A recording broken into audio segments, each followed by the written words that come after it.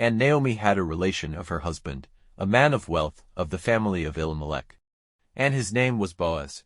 And Ruth the Moabitess said to Naomi, Now let me go into the field and take up the heads of grain after him in whose eyes I may have grace. And she said to her, Go, my daughter. And she went, and came and took up the heads of grain in the field after the cutters. And by chance she went into that part of the field which was the property of Boaz, who was of the family of Elimelech.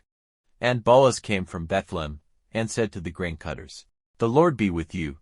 And they made answer, The Lord give you his blessing. Then Boaz said to his servant, who was in authority over the cutters, Whose girl is this? And the servant who was in authority over the cutters said, It is a Moabite girl who came back with Naomi out of the country of Moab. And she said to me, Let me come into the grain field and take up the grain after the cutters. So she came, and has been here from morning till now, without resting even for a minute. Then said Boaz to Ruth, Give ear to me, my daughter, do not go to take up the grain in another field, or go away from here, but keep here by my young women. Keep your eyes on the field they are cutting, and go after them. Have I not given orders to the young men not to put a hand on you? And when you are in need of drink, go to the vessels and take of what the young men have put there. Then she went down on her face to the earth, and said to him, Why have I grace in your eyes, that you give attention to me, seeing I am from a strange people?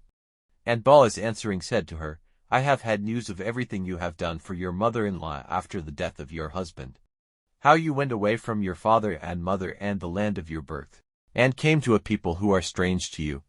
The Lord give you a reward for what you have done, and may a full reward be given to you by the Lord, the God of Israel, under whose wings you have come to take cover. Then she said, May I have grace in your eyes, my lord.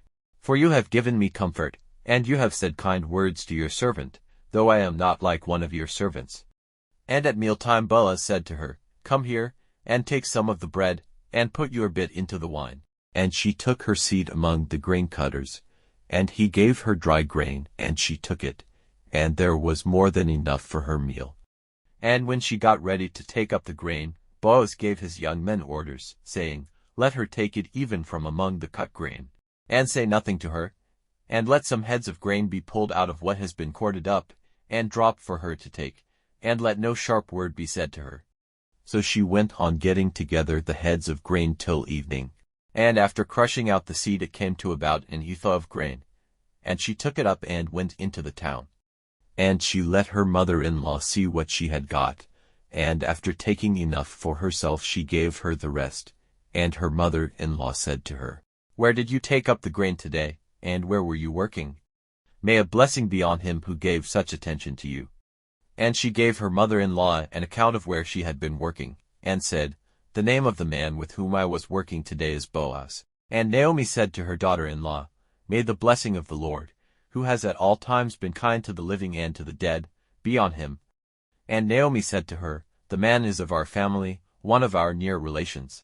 And Ruth the Moabitess said, Truly, he said to me, Keep near my young men till all my grain is cut. And Naomi said to Ruth, her daughter-in-law, It is better, my daughter, for you to go out with his servant girls, so that no danger may come to you in another field. So she kept near the servant girls of Boaz to take up the grain till the cutting of the early grain and the cutting of the late grain were ended. And she went on living with her mother-in-law.